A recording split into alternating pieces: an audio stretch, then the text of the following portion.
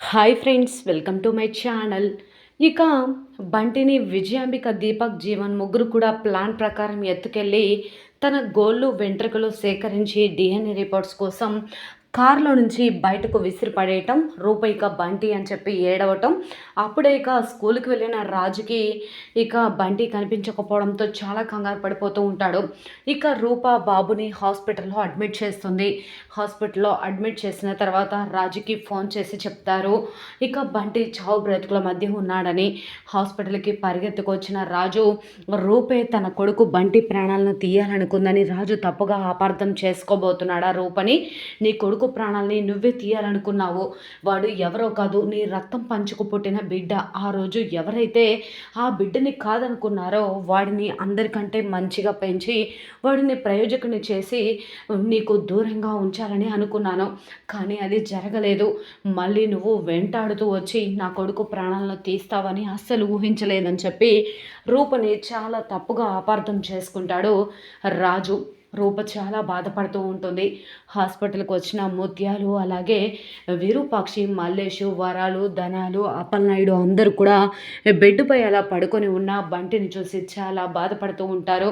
మరి నిజంగా రూపే బంటి ప్రాణాలను తీయాలనుకుందని రాజు రూపని తప్పుగా అపార్థం చేసుకుంటే మరి రూపకి ఇప్పటికైనా బంటి తన కన్న కొడుకు అన్న నిజం తెలిసింది కాబట్టి మరి రూప ఏం చేయబోతుంది, నిజంగా ఏం జరుగుతుంది తెలుసుకోవాలి అంటే పూర్తి వీడియోలకైతే వెళ్ళిపోదాం.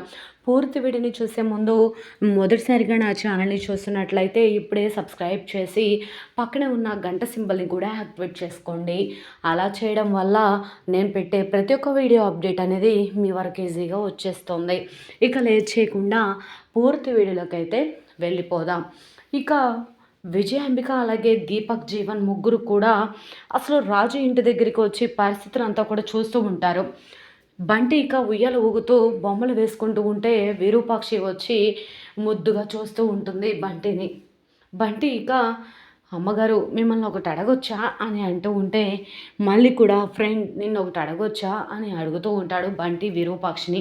చెప్పు బంటి అనగానే వెంటనే ఇక నాకు మా నాన్న ఉన్నాడు, మా నాన్నకి మా నాన్న వాళ్ళ అమ్మా నాన్న ఉన్నారు, మరి మీకు ఎవరు లేరా ఫ్రెండ్ అని చెప్పి అనగానే విరూపాక్షి చాలా బాధపడుతూ ఉంటుంది.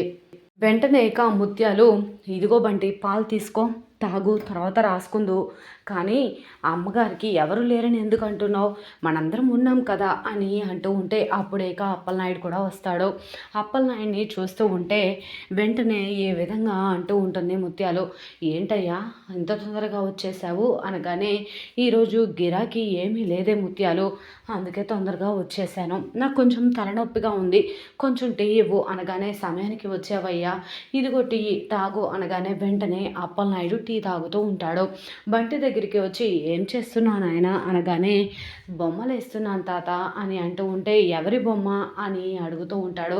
నా ఫ్రెండ్ బొమ్మ అని చెప్పి అనగానే నా బొమ్మ కూడా గీస్తావా అని అడగగానే వెంటనే బంటి ఇలా అంటూ ఉంటాడు. సరే నేను అడిగే క్వశ్చన్కి సమాధానం చెప్తే నీ బొమ్మ వేస్తాను తాతయ్య అనగానే సరే అడుగు మరి అనగానే మీ అందరితో పాటు మా అమ్మ ఎందుకు లేదు అనగానే అందరూ కూడా షాక్ అయిపోయి అలానే చూస్తూ ఉంటారు. ఇక విజయాంబిక, దీపక్, జీవన్ ముగ్గురు కూడా కారులో ఉండి అంతా కూడా చూస్తూ ఉంటారు.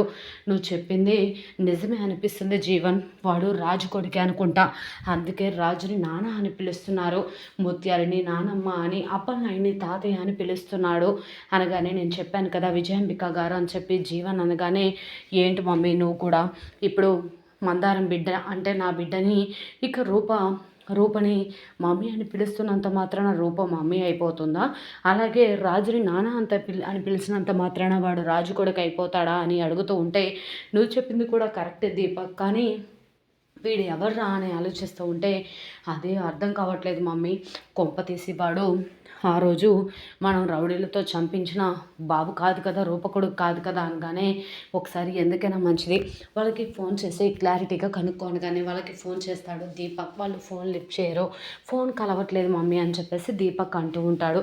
ఇప్పుడు ఎలా రా, రూపకుడుకు బ్రతికున్నాడా చచ్చాడా తెలుసుకోవడం ఎలా, ఇదేంటి దీపక్ మనది ప్లాన్ అంతా కూడా తారుమారైపోతుంది, మన టైం అంతా చాలా గుడ్గా నడుస్తుంది అనుకుంటే ఇంత బ్యాడ్గా నడుస్తుంది ఏంట్రా, ఆ రోజు మందారాన్ని చంపేసి హ్యాపీగా చేతులు దులిపేసుకుంటే ఇన్ని సంవత్సరాలు కళ్ళు మూసుకొని బ్రతికేశాం, ఇప్పుడేమో కాటి కాపరి వచ్చి ఆ మందారం బ్రతుకుందని చెప్పాడు. దాన్ని ఎవరో తీసుకెళ్లారని చెప్పారు. అది ఎప్పుడు తిరిగి వస్తుందో మన కొంప కొల్లేరవుతుందో అని కంగారు పడుతూ ఉంటే ఇప్పుడు రాజు కొడుకు కూడా బ్రతికే ఉన్నాడని అంటున్నారు. నిజంగా ఆ రోజు మనం రౌడీలకి డబ్బులు ఇచ్చి మరి ఆ రాజు కొడుకు ప్రాణాన్ని తీయమని చెప్పాం కదా, మళ్ళీ రాజు కొడుకు బ్రతికుండడం ఏంటి దీపక్ అనగానే అదే నాకు కూడా అర్థం కావట్లేదు మమ్మీ, వీళ్ళేమో ఫోన్ లిఫ్ట్ చేయట్లేదు, ఇప్పుడు తెలుసుకోవడం ఎలా అని అనుకుంటూ ఉంటే అప్పుడే ఇక రోహిణి అటు నుంచి వస్తూ ఉంటుంది రాజు షర్ట్ వేసుకొని. వెంటనే ఇక తనని చూసి దీపక్ అటు చూడు అనగానే ఒక్కసారిగా దీపక్ అలాగే విజయాంబిక ఇద్దరు కూడా కారు దిగి రోహిణికి అడ్డంగా నించుంటారు. రోహిణి ఇక అప్పుడు మనసులో అనుకుంటూ వస్తూ ఉంటుంది, రూప చూస్తే చాలా అందంగా ఉంది, ఈరోజు కాకపోతే రేపైనా రాజుకి అయస్కాంతంలా అతుక్కుపోయే శక్తి తనకి ఉంది, ఈలోపు నేను రాజుని నా వలలో వేసుకోకపోతే ఖచ్చితంగా రూప వెగరేసుకొని పోతుంది అని ఆలోచిస్తూ ఉంటుంది రోహిణి. విజయాంబిక దీపక్ని చూసి షాక్ అయిపోతుంది. ఆ రోజు గుడిలో వాళ్ళందరూ కూడా రోహిణికి తెలుసు కదా, వెంటనే మమ్మల్ని గుర్తుపట్టావా అమ్మాయి అనగానే గుర్తుపట్టాను, అయితే ఏంటి ఇప్పుడు ఎందుకు వచ్చారు, కొంపతీసి రాజరూపని కలపడానికి ఏమైనా హెల్ప్ చేయమని అడుగుతారా ఏంటి అని రోహిణి అనుకుంటూ ఉంటుంది కదా. వెంటనే ఇక అదేం లేదమ్మాయి, ఆ రోజు మా మీద కోపం ఇంకా పోలేదా అనగానే నాకెందుకు కోపం అని అంటూ ఉంటే ఆయన ఎందుకు మీరు నాకు అడ్డుగా నించున్నారు అనగానే అది రాజు కొడుకు బంటి ఉన్నాడు కదా అని అంటూ ఉంటే బంటి గురించి మీకెందుకు అని అంటూ ఉంటే ఆయన రాజుకి అలాగే రూపకి ఇద్దరి మధ్య కూడా బంధం తెగిపోయింది కదా అని అంటూ ఉంటే అవును రాజు రూప ఎప్పటికీ కలవరు అని విజయాంబిక అనగానే రోహిణి సంతోషపడుతూ ఉంటుంది.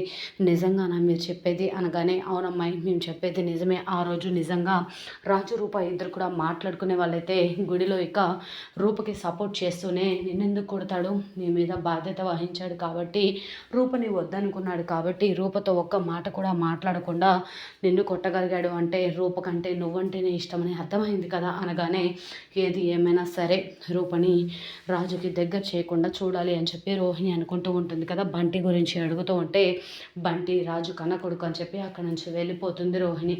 ఇంకేమీ విషయాలు చెప్పదు, ఎందుకంటే రాజు బంటి గురించి ఎవరికి చెప్పొద్దన్నాడు కాబట్టి.